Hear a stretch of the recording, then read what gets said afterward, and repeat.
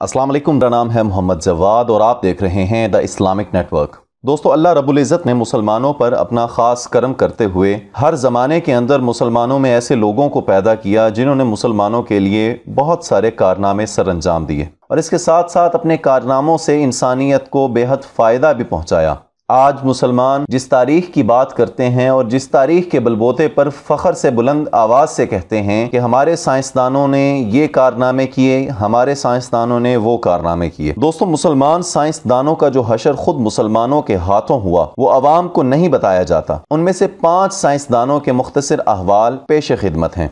सबसे पहले नंबर 1, याकूब अलकंदी, जिसका पूरा नाम है अबू यूसुफ याकूब बिन इसहाक अलकंदी, जो 1801 ईस्वी में पैदा हुआ। अलकंदी का शुमार इस्लामी दुनिया के अव्वलीन हुक्मा और फलसफियों में होता है। फलसफा के अलावा उन्होंने हिसाब, तिब, फल्कियात और मौसीकी में भी महारत हासिल की। अलकंदी के नुमाया कारनामों में से एक कारनामा इस्लामी दुनिया को हकीम अरस्तु के ख्यालात से रोशनास करना था। कुरून वस्ता के ज़माना में इनको चंद बड़ी और नुमाया शख्सियात में शुमार किया जाता था। याकूब अलकंदी एक हमागीर शख्सियत के मालिक थे, इसलिए इनकी तहकीक का दायरा बहुत वसी था। रियाजी, तबीयात, फलसफा, हैयत, मौसीकी, तिब और जोग्राफिया जैसे उलूम पर उन्होंने आला पाए की कुतुब तहरीर की। वो यूनानी और सरयानी जबानों पर भी महारत रखता था। दोस्तों, ये तो मुख्तसर सा तारुफ था अलकंदी का। अब मैं आपको बताता हूँ कि किस तरह से उसको मुसलमानों ने जलील व रुस्वा किया। अलकंदी की फिक्र के मुखालिफ खलीफा को इक़्तिदार मिला तो मुल्ला को खुश करने की खातिर अलकंदी का कुतुब खाना जब्त करके उसको 60 बरस की उम्र में सरेआम कोड़े मारे गए। हर कोड़े पर अलकंदी तकलीफ से चीखें मारता था और तमाशबीन अवाम कह लगाकर उसकी तजलील करते थे।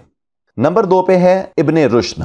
दोस्तों, इब्ने रुश्द एक अरबी साइंसदान है जो कि 1126 में पैदा हुआ। इब्ने तुफैल और इब्ने अजहर जैसे मशहूर आलिमों से दीनियात, फलसफा, कानून, इल्मे हिसाब और इल्मे फल्कियात की तालीम हासिल की।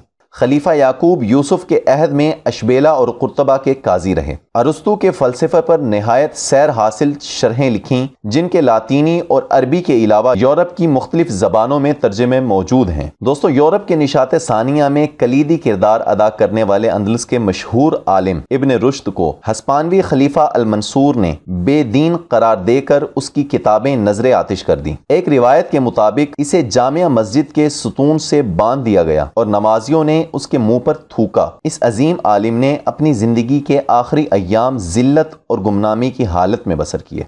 दोस्तों, नंबर 3 पर जिस शख्सियत की हम बात कर रहे हैं इनका नाम है इब्ने सीना, जिन्हें बू अली सीना भी कहा जाता है, जिनका मुकम्मल नाम है अली अल हुसैन इब्ने अब्दुल्ला बिन हसन बिन अली बिन सीना, जो 1037 इस्लाम के मुमताज तबीब और फलसफी हैं। इब्ने सीना या अबी सीना फारिस के रहने वाले एक जामिउल उलूम शख्सियत थे, जिन्हें हारून रशीद के दौर में इस्लाम के सुनहरी दौर के सबसे अहम मुफक्किरीन और अदीमों में शुमार किया जाता है और मशरिक के मशहूर तरीन फलसफियों और अतिब्बा में से थे। उनके बारे में ख्याल किया जाता है कि उन्होंने 450 किताबें लिखी, जिनमें से तकरीबन 240 ही बची हैं। इनमें से फलसफा पर 150 और अदवियात पर 40 तसानीफ तहरीर की। दोस्तों, अब मुसलमानों का इनके साथ किया गया हाल और रवैया बयान करते हैं कि जदीद तिब के बानी इब्ने सीना को भी गुमराही का मुर्तकिब और मुर्तद करार दे दिया गया। मुख्तलिफ मुस्लिम हुक्मरान उसके ताक़ुब में रहे और वो जान बचाकर छुपता फिरता रहा। उसने अपनी वो किताब जो 600 साल तक मशरिक और मगरिब की यूनिवर्सिटियों में पढ़ाई गई, यानी अल कानून फी तिब, हालत रूपोश में तहरीर की। दोस्तों, चौथे नंबर पर जिस साइंसदान की हम बात करने जा रहे हैं उनका नाम है अबू बकर